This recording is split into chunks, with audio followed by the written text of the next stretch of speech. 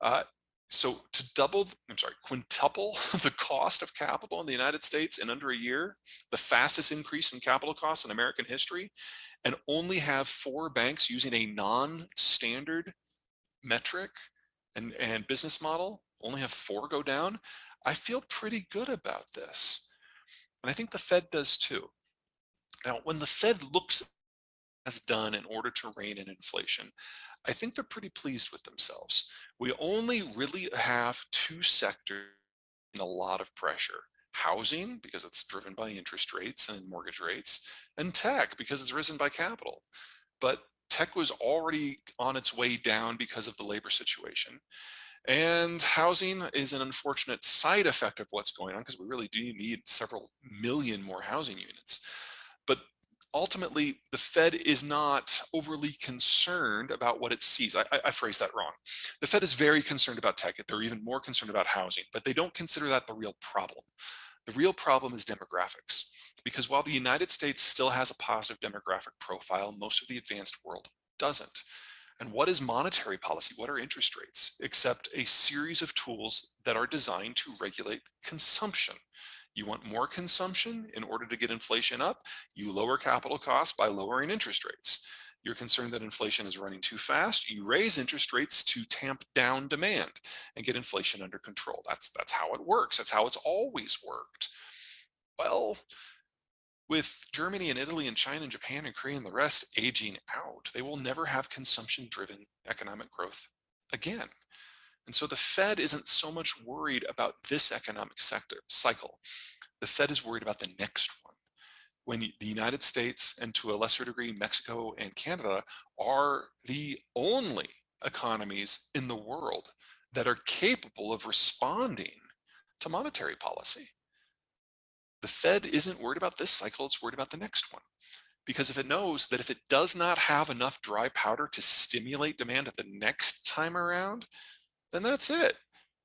The rest of the world will never recover, and the United States will at best fall into a Japanese-style malaise where economic growth is 0 in a good year. So the Fed needs as much dry powder as it can possibly get. They're not going to stop before 6%. They would really like to reach 9 because they're worried about the monster that's chewing on the horizon. If they get this wrong, if they don't have enough tools, we will not see economic growth for at least a generation. And that is something that is a far worse situation than the inflation environment that we're seeing right now. Great. All right, so the key thing to remember about Russia is not a normal nation state, it's a multi-ethnic empire. And the political system that evolves from that is nothing like what we're familiar with here in the United States when it comes to elections or accountability. I mean, our system is not perfect by any stretch of the imagination, but Russia really only has 2 options for ruling its territory. One is strict military dictatorship, like we saw under the Soviet Union. And the other one is the more czarist issue or style of balancing various forces. So for that to work, the czarist strategy, it is very dependent upon the personality and the mediation skills of the leader himself. Now, in the case of Putin, Putin comes from St. Petersburg, and the people who are ruling the country right now are his cadre back from when he was vice mayor in Petersburg back in the 90s. And in that era, what Putin discovered personally is that the most reliable tools in order to force the population to do what you want were organized crime, because you could call upon them to assassinate people who were problematic, to extort folks, to keep problems in line, to keep the foreigners at arm's length, all that good stuff. And so that entire constellation of people that he used in Petersburg are now the folks that are running Moscow. Now, there are other political and economic factions throughout the Russian Federation, a lot of them headquartered in Moscow, and they don't really overly care for this setup. And that has made it difficult for Putin to exercise control over the military in the same way that, say, the Soviet Union did. So what he did is the logical thing. He took one of his people from St. Petersburg, a guy by the name of Shoigu, and put it in charge of the overall national military. Shoigu is great at manipulating organized crime, and he's probably the most corrupt person alive on the planet right now. In fact, best guess is that 1/3 of the defense budget for procurement for weapons and modernization, he skimmed off the top for him personally, and then the people under him took another third for themselves. One of the reasons why Russian equipment is not doing as well as we would have expected it to do, and one of the reasons why the Indians are in the process of backing out of all of their arms supply contracts, because they realize that Shoigu just stole all the development money and they're never going to get what they've already paid for. Okay, so you play that forward to today's environment. This is not a government that has a hierarchical system of control throughout all of society. You've got a guy at the top who has established himself as the ultimate arbiter to negotiate among the factions. And in order to get a little bit more flexibility, Putin personally created what we now know as Wagner to create a new faction that was loyal only to him. Well, like any other factional system, the factions rub up against each other. And in Ukraine, Wagner and the Ministry of Defense under Shoigu came into direct conflict. And so Prigozhin, who's the leader of Wagner, basically threw his coup in an attempt to force Putin to choose him over Shoigu, to elevate his faction and push down Shoigu's. What Prigozhin failed to account for is that Shoigu is not simply a crony of Putin. He's a really good friend. The two of them go back to their time in East Germany when Putin's job was to steal technology from the West, and they're godfathers to each other's children. So it was probably unwise of him to ever attempt this.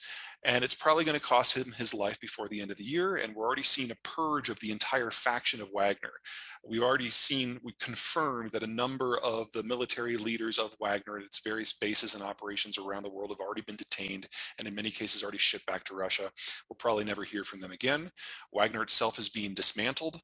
The people who are personally loyal to Prigozhin have already relocated to Belarus, but it's not enough to make it a functional military force, and the rest of it's either going to be disbanded and or folded back into the regular Russian military. So that faction is being completely folded up.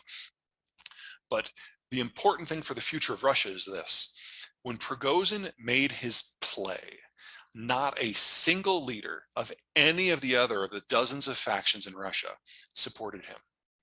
But when he made his run on Moscow, not a single Russian soldier stood against him. Putin is the manager at the top, but he commands nothing.